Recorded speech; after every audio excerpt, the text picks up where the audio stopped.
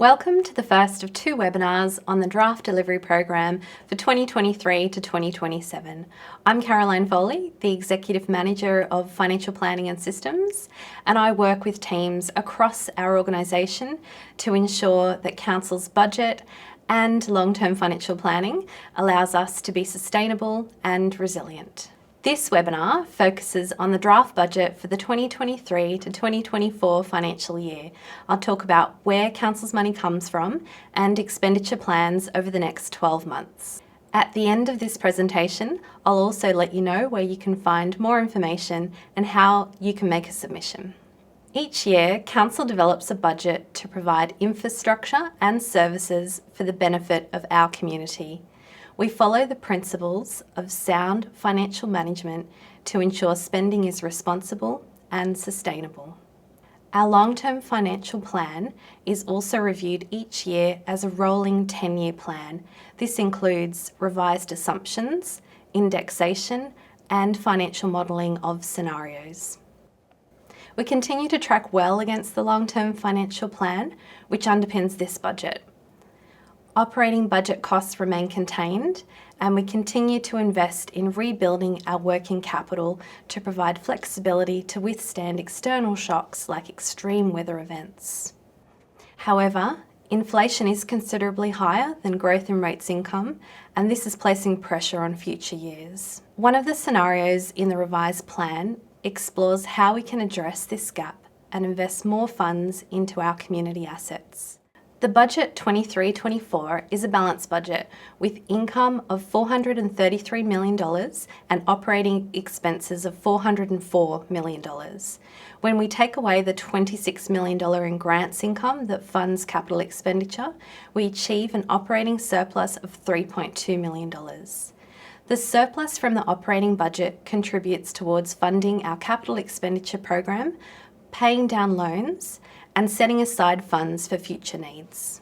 A responsible capital works program that puts the renewal of our community assets at its heart has been prepared for the 23-24 financial year.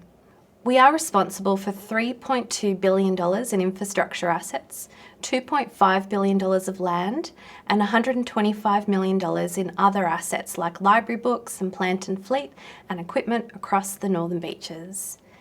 We're investing $43 million of our budget on renewing these assets through our Assets Renewal Program. An additional $49.5 million is also planned for new and upgraded assets that have been prioritised through Council's existing plans and through community engagement. To learn more about our proposed Capital Works program for next year, please watch the second webinar in this series. This chart illustrates the sources of income that fund our council. The dark pink, yellow and light green slices of the chart make up income from user charges and fees and other revenues and income. This is generally money raised through the different services the council offers for a fee, such as Lakeside Holiday Park, childcare, community centres, parking stations and aquatic centres, DAs, along with parking fines, property leases and licences. At $98 million, this is 22.5% of our income. 13% of our income comes from grants and contributions for operating and capital projects across the council. Just over 5% of our income comes through the Kimbriki Resource Recovery Centre and is used to manage and operate this facility. The Council also receives income from investments and the sale of assets, like when replacing plant and fleet items.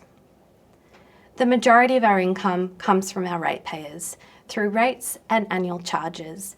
At 57% of our income, it's a crucial part in funding the Council's operations. The setting of rates is a very important process. Each year, the Independent Pricing and Regulatory Tribunal, or IPART, sets a maximum percentage rate increase for all councils. This is called the rate peg. The rate peg for the 23-24 year is 3.7%.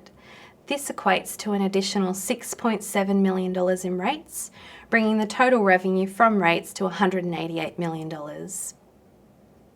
We use land values issued by the New South Wales Valuer-General every 3 years to calculate each property's contribution towards the rates income we are allowed to raise. New values have been issued and we must use those to assess rates for the 23-24 year. You would have also received a letter from the Valuer-General with your new land value. While there's been a large increase in land values across the Northern Beaches, for Council, this doesn't change how much rates income we receive. The rates you pay is based on your land value compared to everyone else. So the change in your land value compared to the average increase across the Northern Beaches will determine whether your rates increase will be 3.7% or more or less than this. However, we do set a minimum rate which applies to more than 1/3 of residential ratepayers and half of business ratepayers, which only increases by 3.7%.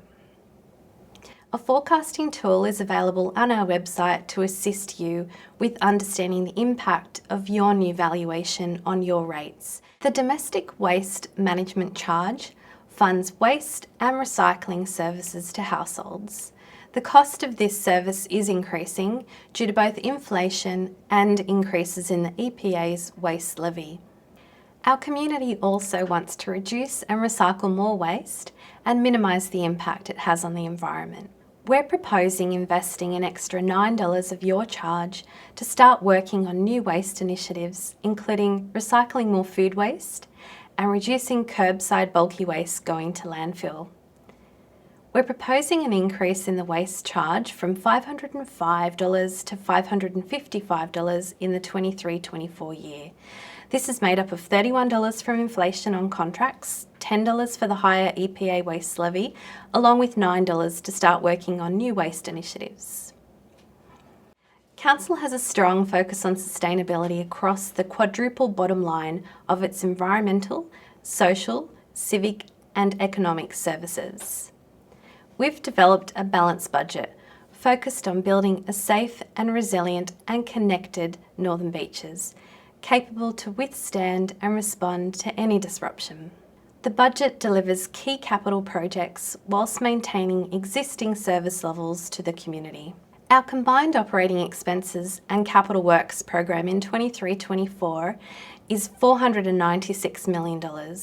This slide shows the planned expenditure for each $100 of that budget.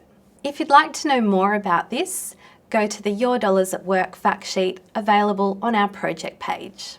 Thank you for taking the time to watch this video. To find out more, please download and read the documents or view the localised snapshots so you can see what's planned for your area.